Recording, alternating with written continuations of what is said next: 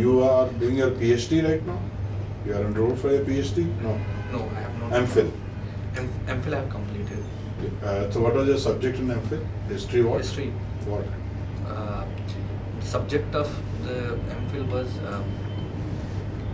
role of public health in Delhi from 1901 to 1947. Role of public health in Delhi? Delhi.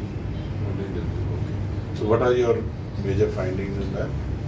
Major findings in that there was one, first of all, it was the financial stringency, which was instrumental in not expanding the health in the country, in the rural, in villages which were surrounding Delhi. Mm-hmm. And the focus when after 1911, when Delhi was supposed to be the next new capital of British India, they started making New Delhi, and which was completed in 1929.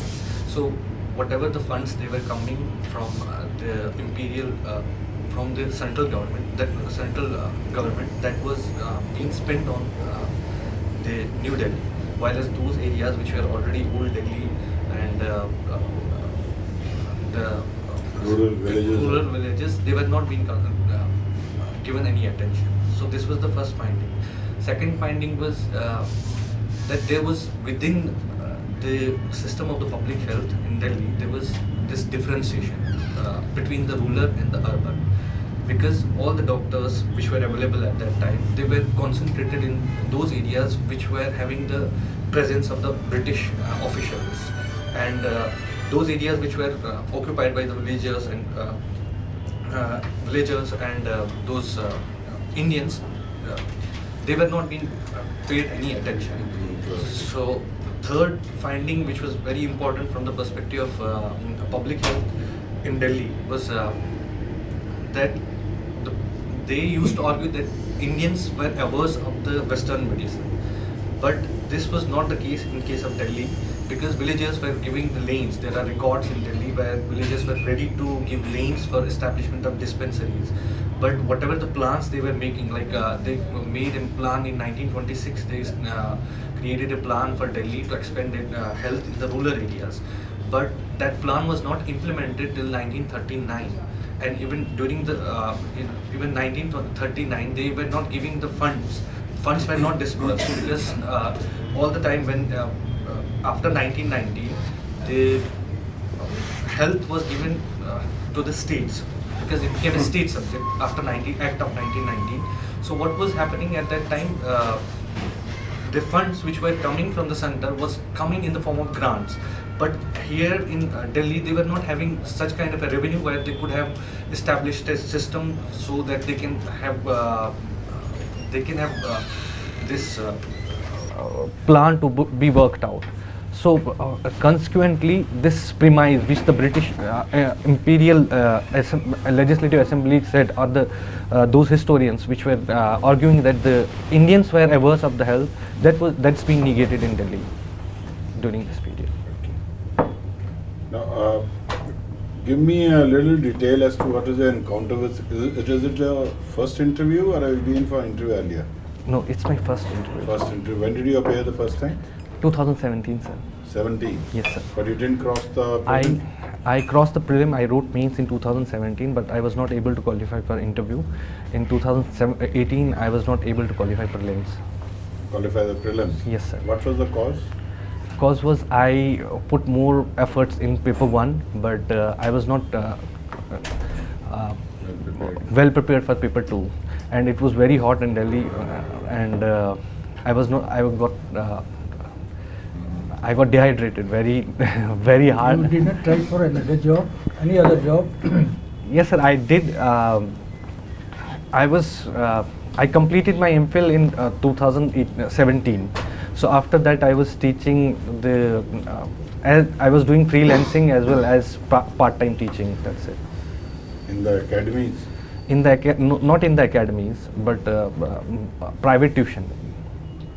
Not as guest lecturer? No, not at guest lectures. Even though I have qualified NET back in 2013. Yeah, that's But you've been in Delhi for how many years now? 10 years. 10 years, no? Yes, sir. And your parents are in J&K only? Yes, sir. In the valley. In the valley, sir. Okay. Now, what is your take on the situation in the valley? What do you predict? Which way will it go? What is the current analysis of the situation? Current analysis is if I'll have to speak it in one word, it's quiet. It is? Quiet. It's very quiet there because I have Is it recently. quiet before the storm? No, I don't think so right now because slowly life is coming back on track. Even in my own district, take for example district Kupwara, I have been there just 4 weeks ago. So people are normally living their lives now. They have it was in a very much in there, but right now I have seen that people start living their lives quite normally. Is there any visible impact of initiative towards development, or is it only हवा में? Are people feeling कि अभी development होएगी, सड़क So बनेगी? one visible thing which I experienced there was this election, block development council elections, which the people I can speak of my district because I was there. They participated They enthusiastically. participated very enthusiastically, but having said that, if we cannot presume right now that what actually is the ground situation, because since it's quiet and at the same time we cannot be sure that the people are how they are taking, because most of the people whom I talked about in my locality, what actually they are talking, they used to say they have their own experiences and they said ki it's just that it doesn't matter if things go right way, it does not matter. But at the same time, there are people who will be very much interested in using this as a pretext to create discord and disquiet in Kashmir, and that's what we have to take care of. What percentage of such people who would like to create or exploit the situation and the sentiments? Frankly speaking, sir, it would be not less than 10%, 10 to 15%. 10 to would. 15%. Yes, sir. Aided by Pakistan, it will have the value of 40-50%. Am I right? Yes. Right. Yes. Because I think the misfortune of the people of the Kashmir Valley is active participation from the other side besides the domestic factors. So, but the government, I thought the policy was to show development so that the majority starts realizing that the new model is going to benefit the normal life of the people. I don't know if that is being achieved or not. Sir, in this regard, I would say it will take some time because now people are first accepting this, assimilating this, getting back on the track, and slowly and gradually. It is not just. It was a matter of 70 years. Like 370 was there for 70 years, and most of the people were taking it as a privilege, to be very precise.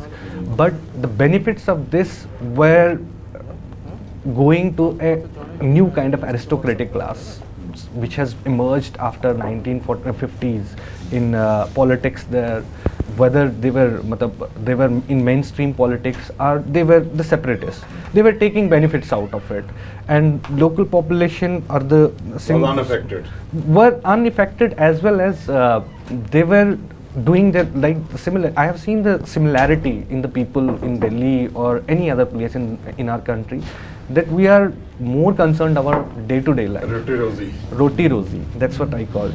So day-to-day life is more important to us. Once we are filled with our bellies, then we are thinking about these things. So whosoever has the control of this kind of a knowledge, like they try to misguide the people, use the false informations and sentiments, and they create this chaos. And in my own locality, I have seen those people who are very much active, local leaders there, they will campaign for the elections as well, and they will support the separatist sentiment as well whenever it comes. So based on the choice every time. So that's their way of getting income. So that provides them income. So I guess this is what we have to look down, because if we will have to clear it out, first we will have to try to reach out people directly, and that can only happen when we try to engage with the local population at the ground level and That do would be away with right. these kind of leaders or these kind of representatives, local representatives, I would say, because they play with both the sentiments. So See, actually, people in Kashmir have three choices. Go with Pakistan, go with India, or ask for independence. If I am an independent state, landlocked, all the terrorists of the world will come and fight, make it Afghanistan. Obviously, a small country which doesn't have that much thing, that is why Osama bin Laden from Saudi Arabia came to Afghanistan. If I join with Pakistan, in any case you are doomed, because those Punjabis will eat up everybody else, yes, sir. right? So I might as well, I mean, if the local population support merging with India, it's a bigger country. You can get much more out of it. Anyway, that's what the people's. How is the Lonav Valley these days? Sorry, sir. Lolab Valley. Lolab Valley is a beautiful valley, sir. Yeah, but that was used to be the dreaded place in 90s. But is it now peaceful? Now it is quite peaceful. I mean, whole district Kupwara, the trend I have seen for the last 1 decade, after 2002 peace talks that happened, what happened is that those areas, north areas, which used to be very much active in cross-border terrorism and local militancy, that has given way to South Kashmir. Now the shift has taken place because South Kashmir has developed for the last 20 years. Now the people in South Kashmir, they are more well off compared to the North Kashmir, especially District Kupwara and Baramulla. And District Kupwara, if you will see the trend of development, that has happened mostly because of the presence of army there. Because most of the bridges which are in the local areas, they are being constructed by the army, not the civil administration. There are 2-3 bridges which are being constructed for the last 13 years in my own district. They are being constructed only, not completed yet. So what happened that the initiatives and Those bridges constructed by civil men? civil. I mean to say that is the state of affairs, because the politics as well as the funding, whatever came, that remained more concentrated in the South Kashmir rather than North Kashmir.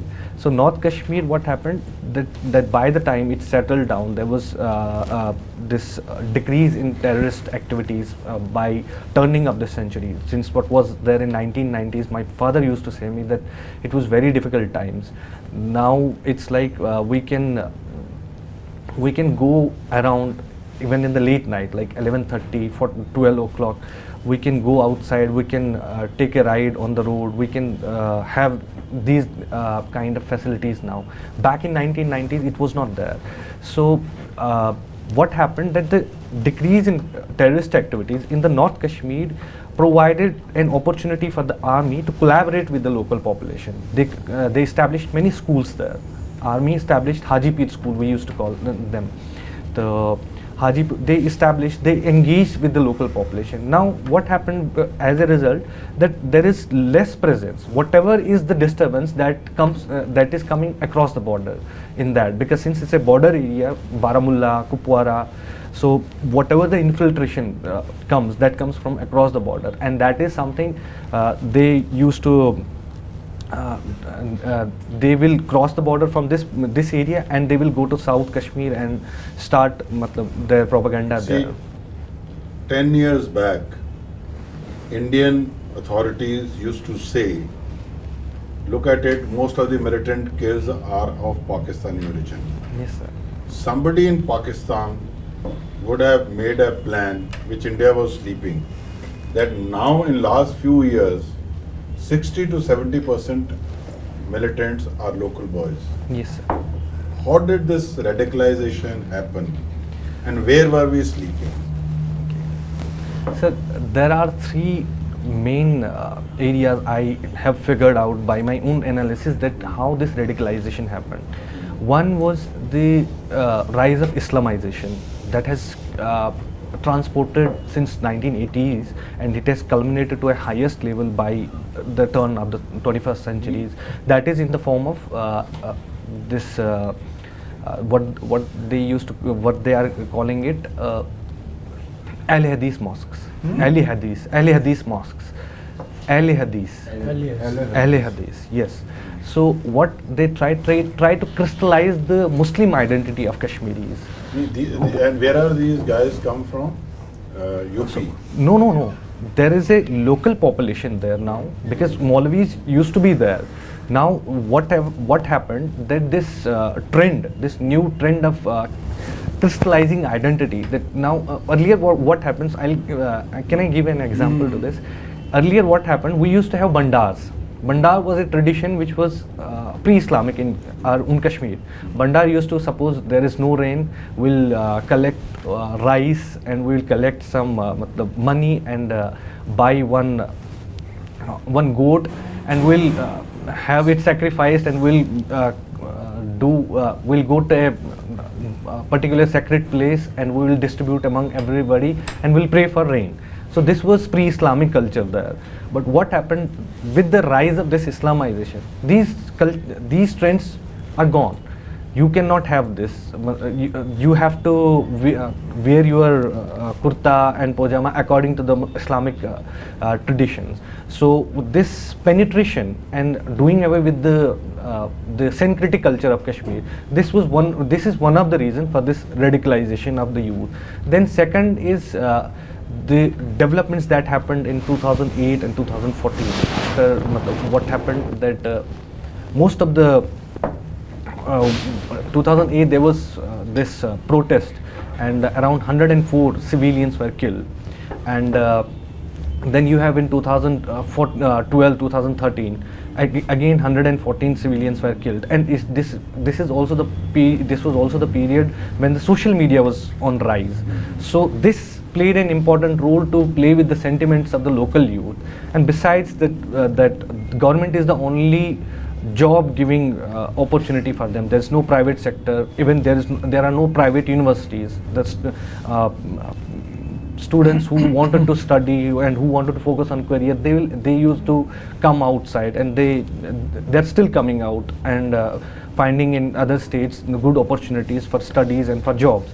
So this is something, all these factors in culmination created this condition of radicalization of the local youth. But the biggest blow to syncretic identity of the Kashmiris, or the syncretism in the country Was itself. the exodus, I guess. Was the exodus of the Kashmiri Pandits, of course. No. Even before that, the partition completely betrayed the syncretic spirit of the country, right? Was the biggest blow to syncretism in the country was the partition of the country. Yes, sir. Right. So that is where, so even in spite of that, some historians like you may have studied Musirul Hasan and Musirul others, Hasan. Still keep up the syncretic flag flying and all that. But that was the biggest blow, Exactly. right? So Kashmiria somewhere was affected by the partition, but actually more, as you said, about radicalization. Anyway, if you were posted as an Indian Foreign Service officer somewhere, Okay. and somebody had to ask you, so you are not just a political ambassador of the country, but a cultural ambassador. What are the 5 things you will hold aloft for the country as the 5 big things that you think India represents? 5 big values or qualities or whatever. First of all, India represents upholding democracy for the last 70 years, which is an achievement, which is a big achievement for us, because given that all those South Asian countries which got emancipated or which got independence with us, they were failed to uphold democracy, whether it was Pakistan, Bangladesh, Sri Lanka. So this would be the first thing. Then second would be, for me, it would be inclusiveness. Inclusiveness, that India from north to south includes different creeds, castes, and which technically I would call that multiculturalism. Diversity. Diversity, of course. Right? Democracy Yes. and diversity. Okay. Democracy 2. and diversity. Right. Then third, I will propagate India as a big market. Market. Right. For investments, for trade, for A future market or a present? future as well as present. Okay, all right. Market, So, right. fourth, I would ask, present India as a superpower, which will have its stakes, international role to play, because it's rising, so it will, and it is playing, and it will definitely play more important role in the international affairs. Right. And then fifth, I will go for India's role in environment as well as global common goods, that how it can be important on the platforms like WTO, UN, and its role for saving the whole humanity, because since It's it's global a role. global role, It's global role. global role. Yeah, yeah. So that would be On all these five, these are excellent answers, by the way. How? And people outside are always curious, especially about the rising, prowess of both India and China. Where do you think India would compare with China in the next 20 years on all these five indices? Of course, forget democracy. On the rest four. On the rest four, where do you think we are with regard to Sir, market, with regard to superpower, with regard to our global role? accepting the present fact that we are Diversity, let's begin with diversity. okay. Diversity, India is always having upper hand with China. So that is something we like. They are Chinese civilization which emerged, which has its past, and Indian civilization. If you see it from the civilizational perspective, I would say that Indian civilization had always this sense of accommodation and tolerance. While as if you see China itself right now and its past as well, it was intolerant towards external forces, and it did not Do you accommodate. know about the China's present treatment of its own minorities for the Yes, last yes, 50 that's what years I'm or going to. what? Yeah, That's okay. what I'm coming. So it basically underlines the Chinese homogenization, which is based on this Confucianism. So this Confucianism has remained central to China, and it is still central to its own philosophy. So what is happening in Xinjiang, its western provinces, and the confinement of them, and what India is representing. Of course, we are far ahead in this respect, and we Number will two, in the next market. 20 years. Market, China's growth rate, if we'll see the trajectory of the China's growth rate for the last 5 years, it has flattened. So its expansion is basically, its growth is driven by its external investments right now.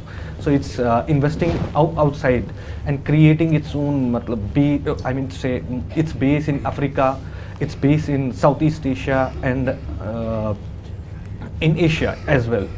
So I would say, as a domestic market, we will overtake China in the next 20 years, but externally, if we have to expand, we'll have to expand externally as well. That's where we are lacking right now, and for the next 20 years, we have a hard work to do to compete with the China in Africa, in Southeast Asia, as well as in rest of the South. As a superpower?